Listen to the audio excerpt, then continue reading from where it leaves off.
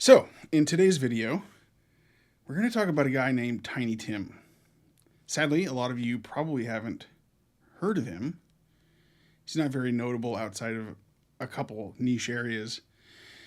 But for me, I came to first know him by my lifelong obsession with listening to lots of radio. Tiny Tim was a relatively frequent guest on Howard Stern back in the 90s. He would come and go. One time he got embarrassed on the show and left for a hiatus of 5 years.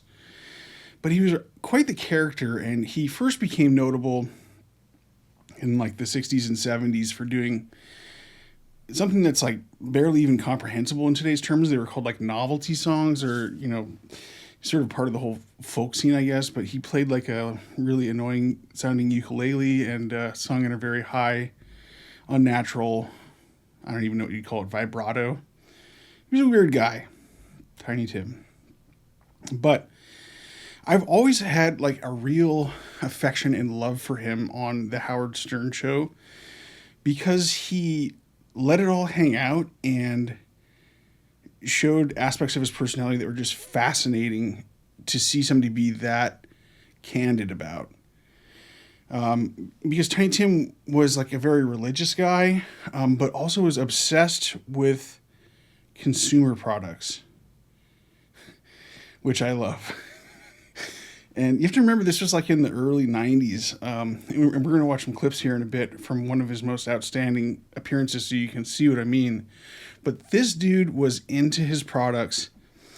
And I think he had, I don't even know how to address this exactly, but it feels like he had some sort of different type of like personality. I guess maybe one way to frame it would be like, he seems like he might have had been somewhere like on the autism spectrum. He just had like very specific likes and was sort of, I don't know, just had like an interesting emotional depth to him. Like he was not like super uncomfortable with intimacy, but he just got like really super obsessed with things. And so I think that's why I identify a lot with Tiny Tim, is because I have some of these same traits.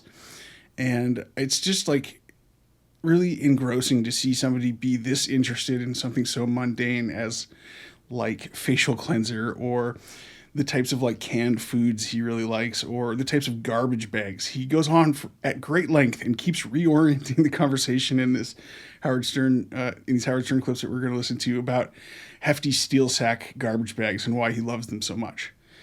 So in a lot of ways, this guy was super ahead of his time. I mean, we're sort of living in like a hyper consumer culture right now.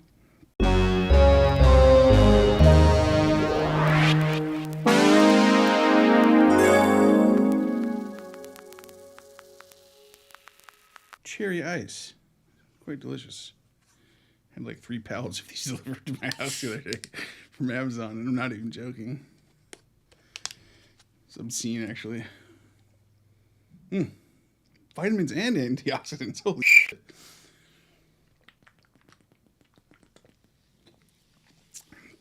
Oof, that's good.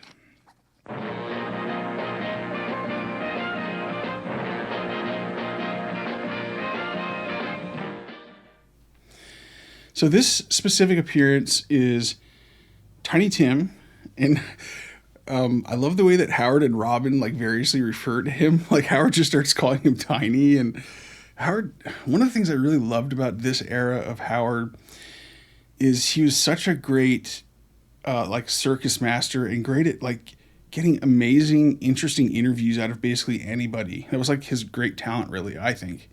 Like I don't think that Howard was like necessarily like comedian funny, but he was just like a real orchestrator, and at times just had like a real ability to focus in and ask great questions and find like the most amazing weirdos like Tiny Tim, or like, over the years there's been literally a host of hundreds of different weirdos known as like whack packers, and various people that are adjacent to that group of people who are like Howard Stern weirdos that have regular guest appearances on the show and at events and all this sort of stuff. So this particular episode was on May 10th, 1995, which is funny. It's just about a week away from being, 30 years ago. So a week away from being 30 years old.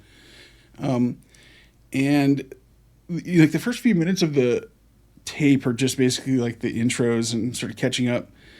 But at 3 minutes and 30 seconds into this clip, and I'll put a link in the description if you want to watch the whole thing. It's great. I mean, any of Tiny Tim stuff on there and other radio shows that you can find on YouTube is a fun watch. I've watched, probably dozens of hours of Tiny Tim over the years because I just get like drawn into his weird little world. But so 3 minutes and 30 seconds in is the first clip that we're going to talk about. And Howard starts off by buttering up Tiny Tim. Howard was like the master of like the compliment sandwich before there was even really like a term for it. He would like, say something really great about somebody, and then, it wouldn't even, another thing he was really great at is he wouldn't be the one that would like goof on the guests necessarily because he wanted to keep a good rapport with them. That's why he had like other comedians in the studio like Jackie the Joke Man or Fred or Robin Quivers, and Robin gets involved in this interview a lot and she's funny, so we'll get to that. But so 3 minutes, 30 seconds in, Howard talks about how Tiny has this a very youthful appearance and mentions that Howard, Tiny had been on the show many times previously to talk about his beauty regimen. So that may seem like it's like kind of like a goof or like something that Howard's just like making up to be funny, but it is so not. I must point out that Tiny is the first person I've remembered who thanked someone for putting him on their show. Yeah, he actually thanks his managers for putting him on that pay-per-view show. Tiny, that's a hell of a nice thing to thank your managers. Let me say, Tiny looks very young. I got to tell you, Tiny's no spring chicken. Oh. Right, Tiny? Oh, well. I see. Tiny has come on here numerous occasions and described his beauty regimen. Mm-hmm. I'm going to say something. The skin is beautiful. You don't have a wrinkle in that face. About a minute later into the show, Tiny starts talking about like in almost ecstatic tones, and the way that he gets when he talks about something he really loves, he's like sort of sputters and closes his eyes. It's almost as if he's having like an ecstatic religious revelation, which is sort of interesting given the fact that I mentioned that he's quite a religious guy. You got the skin of a 30-year-old. Look at you. What are you doing these days? Are you still using the lotions and creams? Quivers, thanks. Well, would you describe your beauty regimen for the people at home? Because it really does work. Yeah. Well, I praise the good Lord. He shall renew thy youth like an eagle. I praise him first, and also right now. Do you have a regular prayer routine? At home, and also. I picture you praying at home like 20 times a day. I'm grateful for Estee Lauder's tender loving care, and also a wonderful makeup from Revlon called Age Defying Makeup. And also mentions that he really also loves a wonderful makeup that Revlon makes called Age Defying Care or Cream. I think Tiny was about 70 years old during this appearance, and so at times he isn't probably as accurate as he would have liked to have been in terms of the way that he describes these things, because I think the Revlon product is called Age Defying Cream. Now I'm correcting the most anal, in-depth product reviewer of all time, but that's what I had in my head anyway. I mean, we look it up here and put it on screen.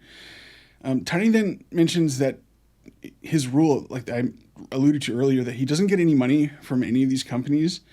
And Howard goes on to vouch for Tiny and talks about how Tiny's been known to be very scrupulous over the years during the many appearances on Howard's show and wouldn't take endorsements for money from any companies.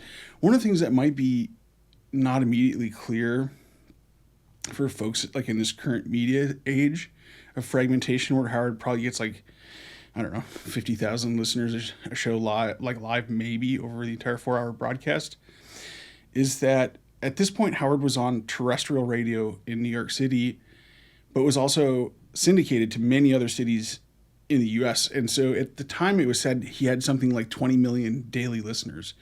So a plug on Howard's show or somebody like giving a favorable mention of a product was probably worth God knows how much money. I mean, I think that they set records for how much they charged for ad time on the Howard Stern show. It's probably like hundreds of thousands of dollars for a minute or something like that. So, and having like a native ad like this, where it's not, an obvious ad would be even more valuable, even if it's coming from somebody who might be not your typical pitchman. But I mean, that's sort of the thing about Tiny, and the reason why I find him so believable and interesting is because he's so like obsessed and into the details of these products that like you can't help but get into it, and you're like, shit, maybe I should be getting some Revlon age-defying makeup or whatever. Tiny then talks about like more specifics about his morning beauty regimen, which is insane. We'll get a little bit more into it, but he only likes the Estee Lauder's cleansing cream from the Estee Lauder line. That's one other thing that Tiny's like really big on, is talking about like the different lines of products from a specific manufacturer and like new stuff they're going to come out with. He doesn't want it free. He just wants to buy it. We have had people call into the show from various companies and say, hey, Tiny just endorsed us. We'd like to send them a free this and that. He won't take it. That's right. He won't take it. Because it's not fair to others, you know, and I don't want to profit here. I'm just telling what I do. Now, you say Estee Lauder is what? Yeah, only the cleansing cream is called Tender Cream Cleanser with a blue cap on it.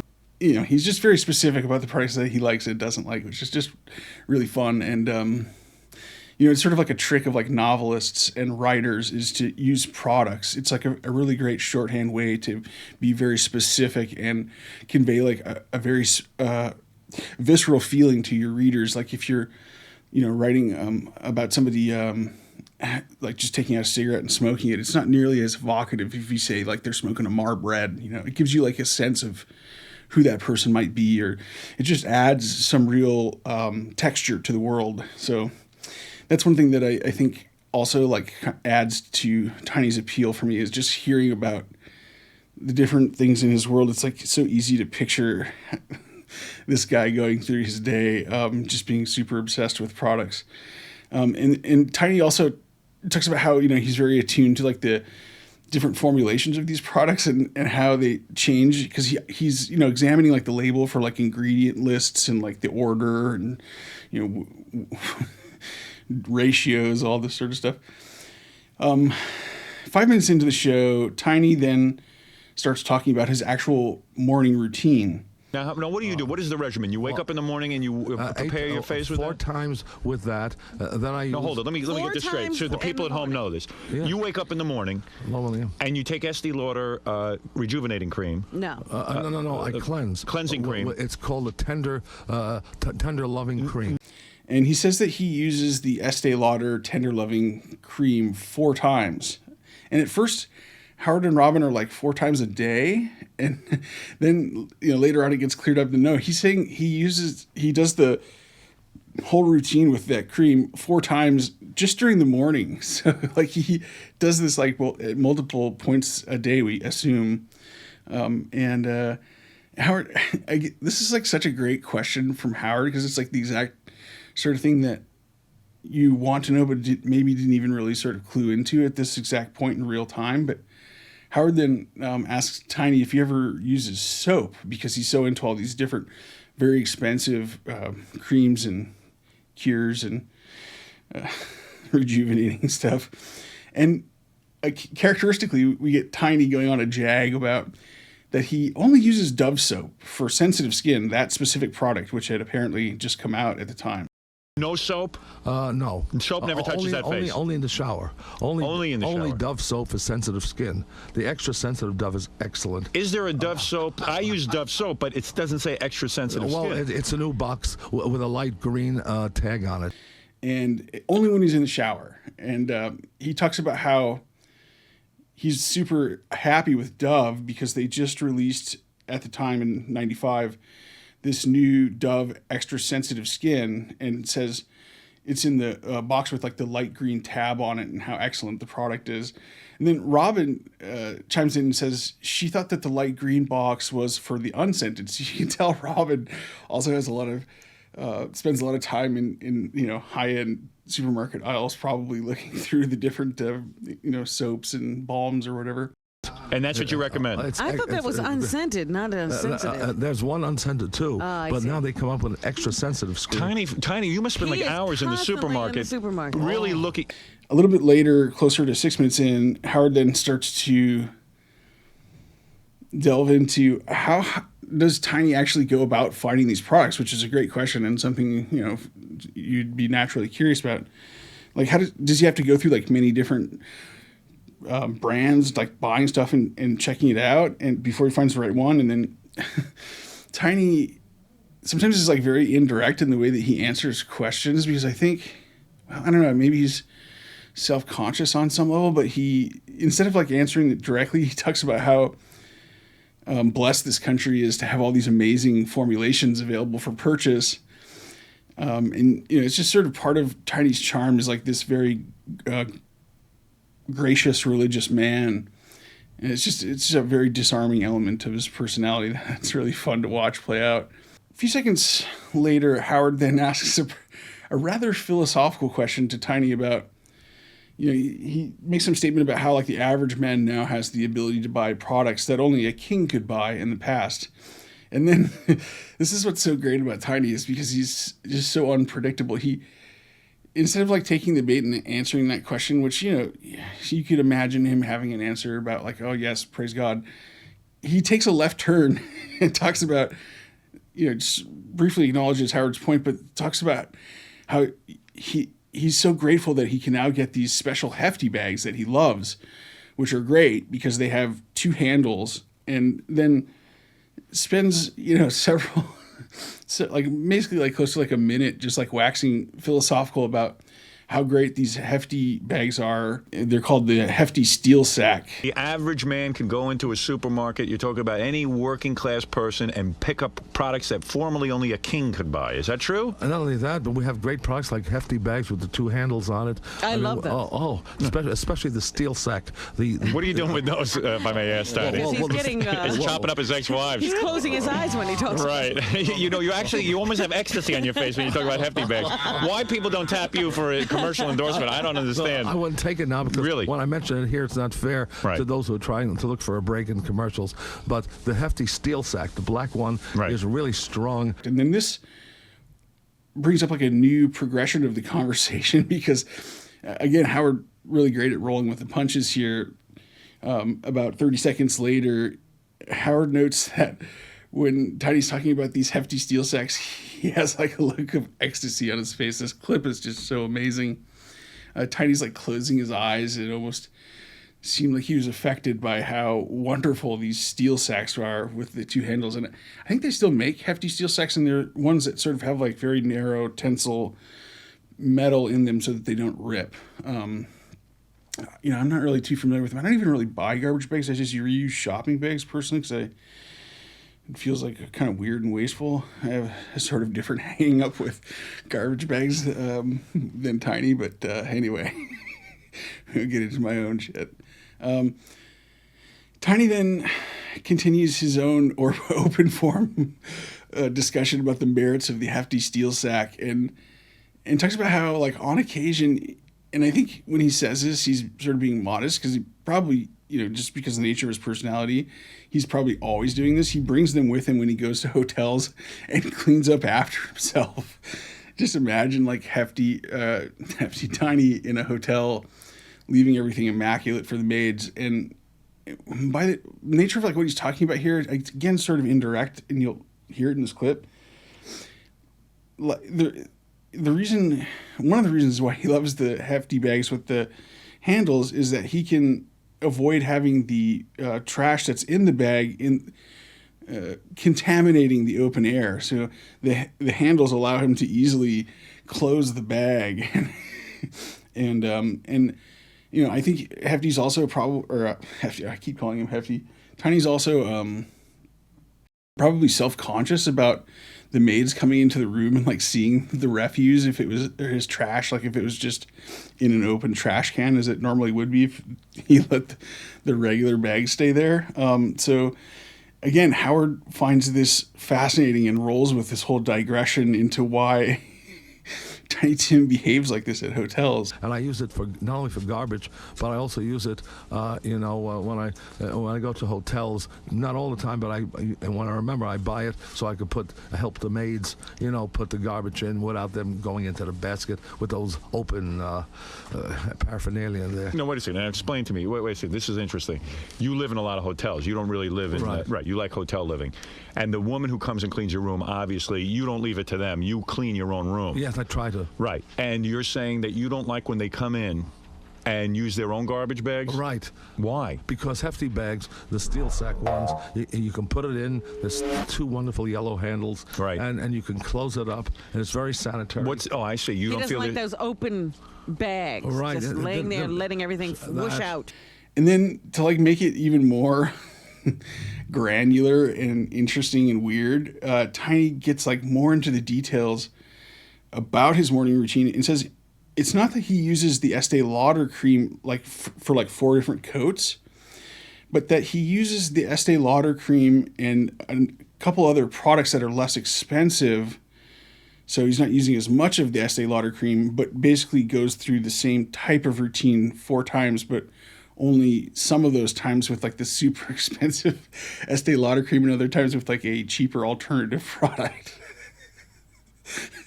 This just, I don't know why, it just kills me so much to like get into the details and break down Tiny Tim's morning routine. Let me get back to your beauty regimen because you really do look younger than ever. Yeah, because I would always Now like to try to follow it. Now, he said he washes his face 4 times with this tender loving cream. Right. So in other words, do you mix that with water? No, I cleanse it. I just cleanse it. Estee Lauder's tender loving cream. I just cleanse it once, tissue off, cleansing twice, tissue off, 3 times, tissue off, 4 times, tissue off. All right. That requires some time though, right? It goes fast. Why 4 times? Why because I'm extra sure when that happens, and then after that. And how much money do you spend a week on Estee Lauder products? Well, I mean, that's a big commitment. I can't. That's why I use the Estee Lauder tender cream. Then I use the Estee Lauder's liquid cleanser. This is where there's like Tiny also makes like a passing mention to the fact that the night repair cream costs him like $100 a bottle. So it seems like essentially what Tiny's saying is that he washes his face 4 times in the morning just to be extra sure, he says. Yes. And then I use the wonderful it's night repair. Night repair. I use Estee Lauder night repair. Yeah. This advanced night repair. It's so wonderful. Night and morning. I have it on now. Is that right? You wear the night repair in the day as well as the night. Wow. And day and night, even though it's night repair. And that's about $100 a bottle. Then Howard like tries to steer the conversation into Tiny's like family genetics and whether his parents had wrinkles, and it's just interesting because it's, I think, a little bit revealing about Tiny's personality, and that he sort of dodges the question and again brings the conversation back to the steel sacks for like the 3rd or 4th time. It's funny because like I get why Tiny prefaces this with like talking about how he'll never accept money, because if you just were hearing this guy for the first time, you might be like, this guy seems like he's like advertising hefty steel sacks. But no, he just really loves hefty steel sacks, man. No, genetically, like your parents, are they still alive? No, they were saints of parents, but they're dead now. They are dead now. But when they did they live a long time? Yes. Were they wrinkled? I don't know. I really can't say my followers that wrinkled. And no, they weren't. I see. So far we've learned from Tiny. We haven't even gotten into his music career. But we've learned how to wash our faces. We learned how to wash our faces, and we have learned that the steel garbage bags, hefty steel sacks, are fantastic. Well, thanks, Mr. Chairman Scrooge. I tell you, because they make many types with the sack on it, but the steel sack is the best, even though it's $5 a box. Right. It all depends where you go in the supermarket, but it is about $4.85 or $5 a box. Right. Every garbage place should use that because you have the handles. The rats can't come in that easy, and you can keep you can keep the Where are you handles staying, right on. Where is Like possibly an even weirder branch of the conversation where Howard asks Tiny about what his diet's like these days. And in previous shows, Tiny had talked about his diet, and it was like super limited and strange. And this is another thing that kind of clues me into Tiny's personality and how he's very, sort of binary, or just very, like, tries to really control everything as much as possible by, like, shrinking down his world to, as we'll find out, usually like 2 or 3 different food types that are like very strange. And Tiny talks here about another surprising thing about his diet, which is that he'd had to make some changes because he'd been having issues with his blood sugar levels, and goes on a jag about diabetes, which he says, like, diabetes is just getting like the flu these days. It's just a great sanitary bag. And what are you eating these days? Your weight now, you've slimmed down since I last saw you. What are you eating now? You always have such an unusual diet. That's part of your youth regimen, isn't it? Well, I have to watch the blood sugar. You do? Yeah, I got to watch. You got the diabetes? Well, yeah, I could have. You do? Yeah. You're so healthy, well, I thought. Well, it happens to anybody because in this country we're blessed with sugar. I see. From ice creams to sodas to whatever. I see. So no matter what diabetes today is like the flu.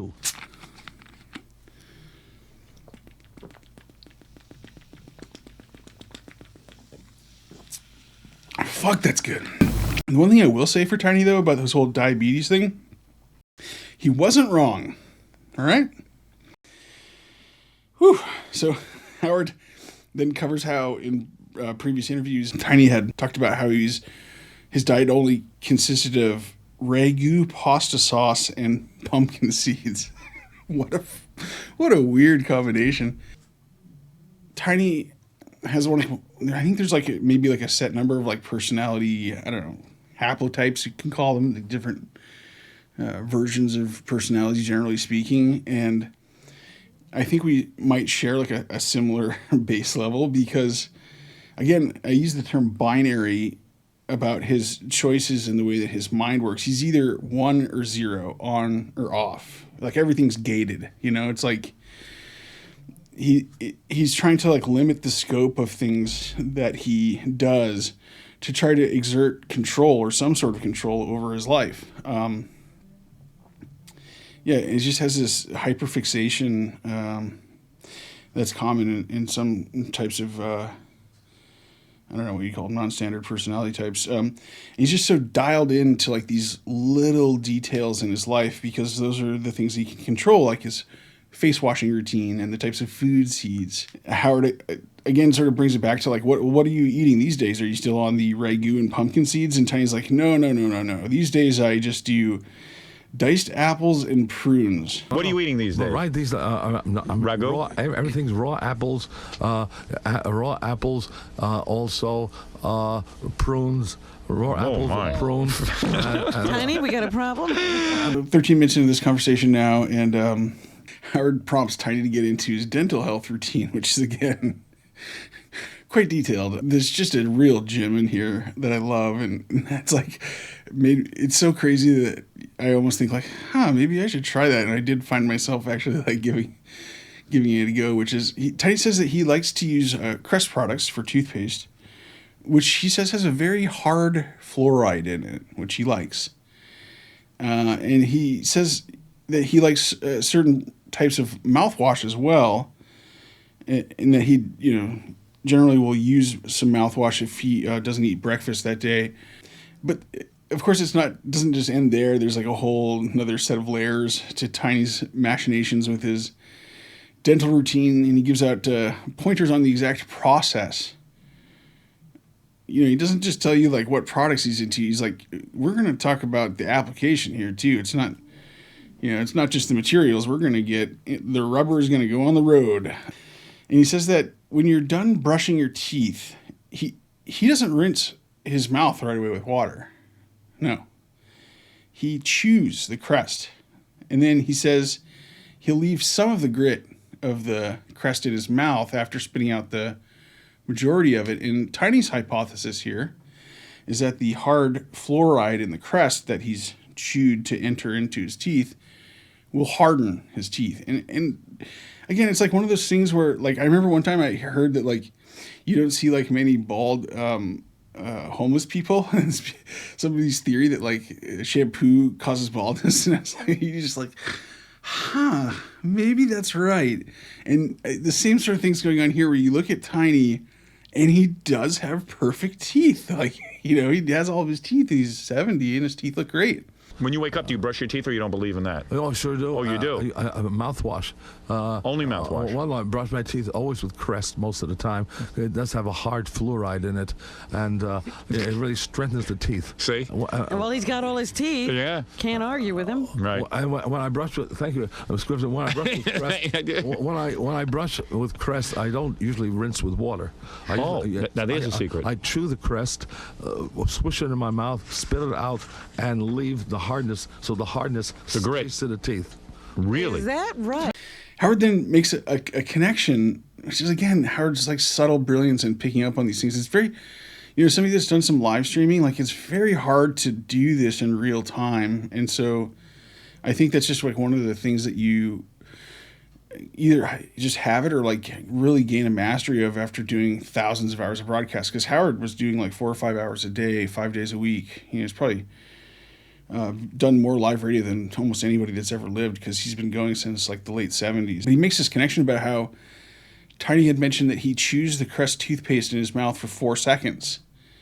And he's like, Howard's like, everything's 4 with you, like 4 seconds, 4 rejuvenating face cream applications in the morning. All right, let me get this straight. You take the Crest, you put it on the toothbrush, Right. no water. Right. You start to brush your teeth. Right. Then you take it, you swallow it. Oh, you No, I chew chew it. it. You chew it. Chew it and leave it in the mouth for about 4 seconds, swish it around, and then spit it out. Everything is 4. 4 seconds, 4 times with the You Estee think there's a Lauder. little Yeah, I think you got problem with 4? 4. Howard asks Tiny like a really interesting question about whether he's tried to communicate to companies like Crest about some of his theories, because Tiny has another whole theory about how some of these other... The reason why he likes Crest and that he says that it has the hard fluoride is that they don't apparently use, or didn't at the time use, saccharin in their product as a chalking ingredient. It's like, this guy's like a scientist. You're like, where's he getting all this info? And Tiny mentions that like years earlier he used to send letters to companies like Listerine pointing out these types of issues. But he would only do it under an assumed name. He wouldn't do it under his own name because, you know, this man has a code. Have you written to any of the... I never said that to Crest, but I did send mailgrams years ago under different names to people like Listerine. I see. You would use an alias. Yeah, like Volley Ross was my name when I lived in Brooklyn in the 70s. This much is sure. So just another... It's just so... I don't know. It's just... There's something really life-affirming about somebody that just like has a set of crazy rules and sticks to them. That a man's got to have a code.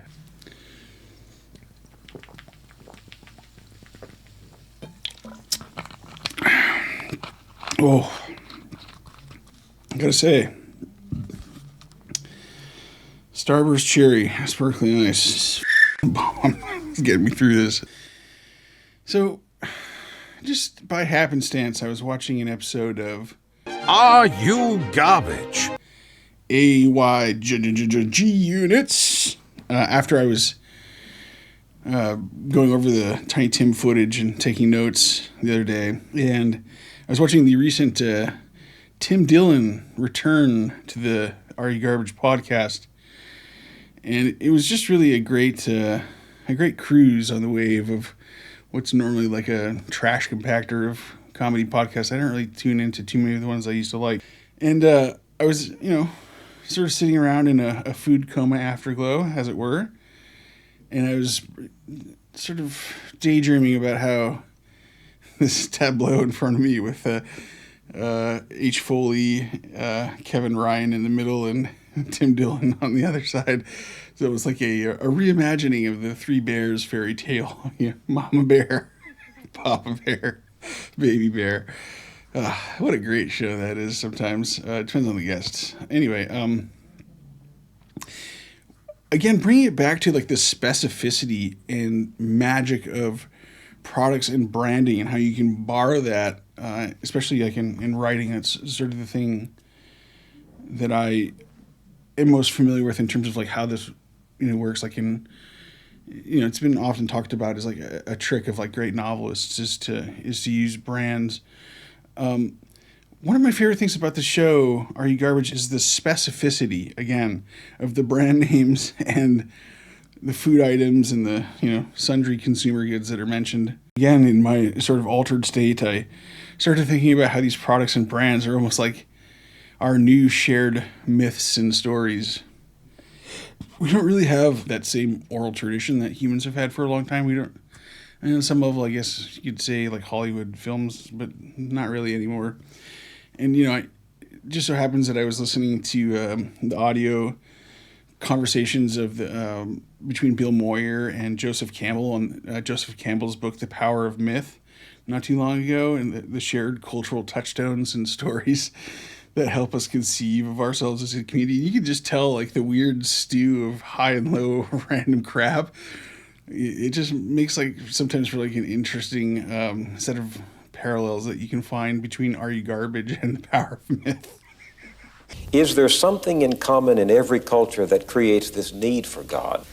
Well, I think anyone who has an experience of mystery at all knows that there is a dimension, let's say, of the universe that is not that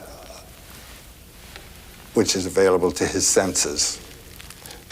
I'm getting punchy doing this. The thing that I really thought about, it's like, no longer about the old gods, but the story of the hero's journey nowadays is like the touchstones of the legendary Viennettas frozen dessert reference in the first Tim Dillon episode. That's one of my favorite moments on the Are You Garbage podcast, where the show, if you guys haven't seen it, is like a show where the two hosts interview a comedian about their upbringing and like whether or not they were, their family's habits and customs were like garbage or more normal, or I don't know, whatever. But Tim went on this like long jag about how much he loved the Viennetta frozen dessert cakes, which I definitely remember seeing the commercials for and like seeing him in the freezer. It's just such a weird buried like 90s advertising memory that I hadn't thought of at all. But it was like one of those things that it just sort of came flooding back, the Viennetta. I don't even know if I ever had one, but they just sort of had like such an interesting,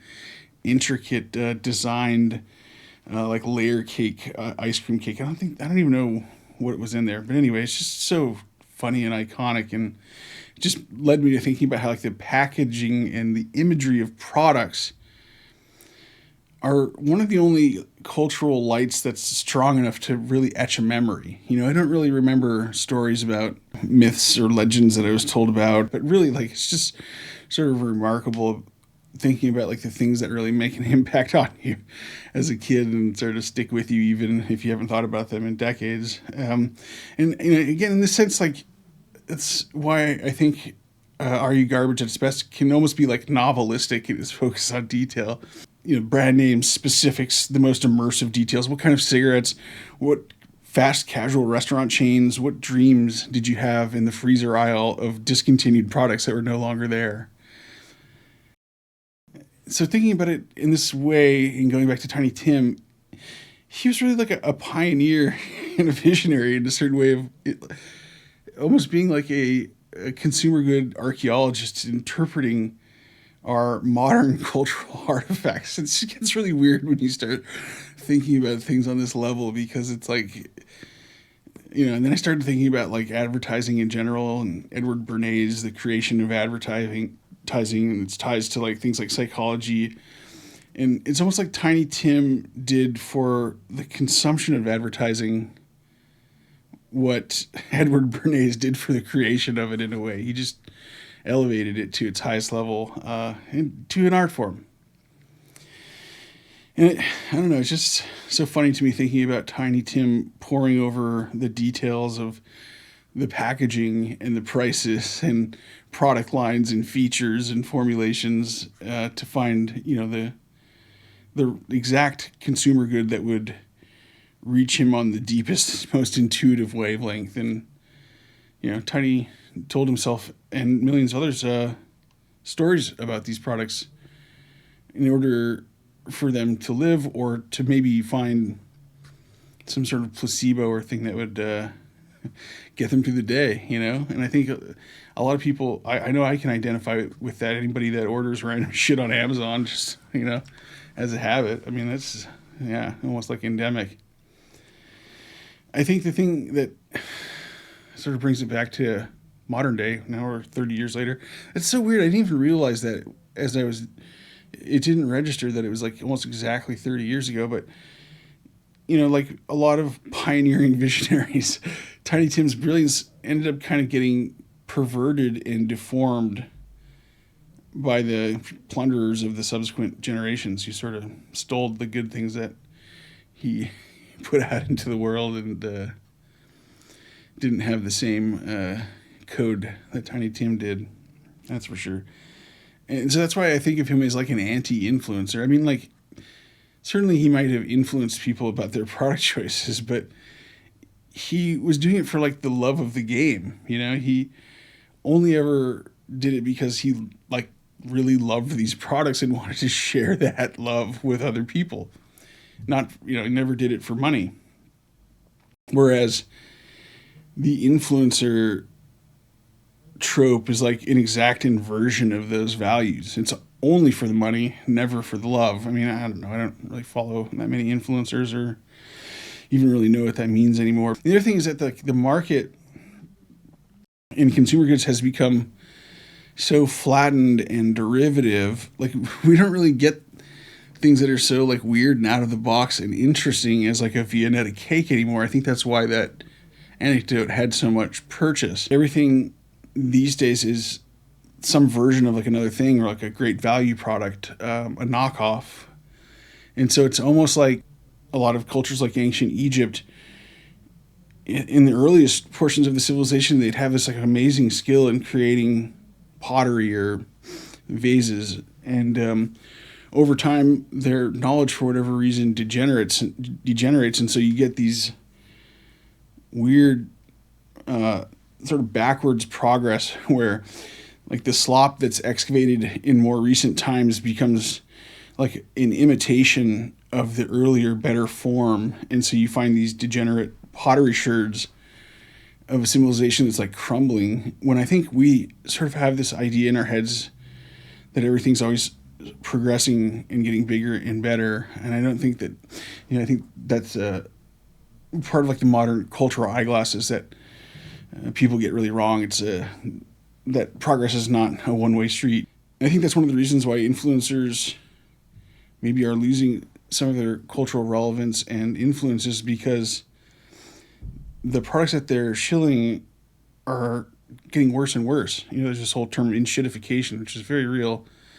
You know, product, it's not just like that things get knocked off, but they become smaller and the stuff gets watered down. They use cheaper ingredients. And so that means that the references influencers are making, or the things that they're trying to tell you a story about, just don't have the same cultural purchase or meaning. You can't really have the same level of novelistic detail if your brands are all great value.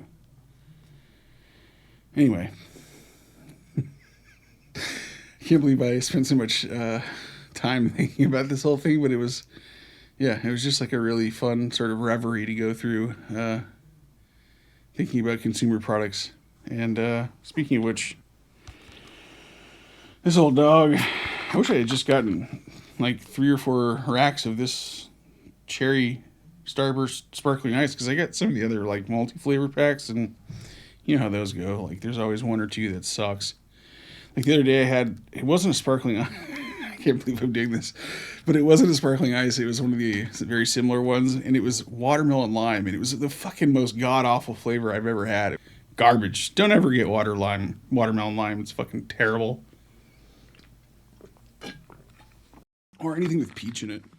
Also shit. Woo! Well, you've wasted another God knows how many minutes here on the channel. So thank you. It was much appreciated. I got a couple interesting videos coming up, more conspiracy themed, if you're into that sort of thing, in a fun way.